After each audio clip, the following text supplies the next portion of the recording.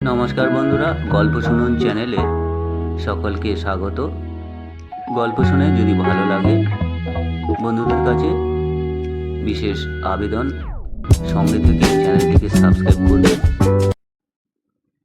শুধু বন্ধুরা, গল্প শুনুন চ্যানেলে আজ আমরা গোপাল ভাঁড়ের একটি ভারী মজার গল্প শুনব। একদিন রাজা মহাশয় সকাল সকাল তার সভাসদদের ডেকে ভাবতে লাগলেন গোপালকে কি করে সঠিকভাবে জব্দ করা যায়। রাজা কৃষ্ণচন্দ্র রায় সব সভাসদদের সামনে গোপালকে জব্দ করার উদ্দেশ্যে বললেন, বুঝলে গোপাল, আমার সাথে তোমার চেহারার কিন্তু দারুণ মিল। তা বাবার শাসনকালে তোমার মা কি এদিক টেদিক আসতেন নাকি?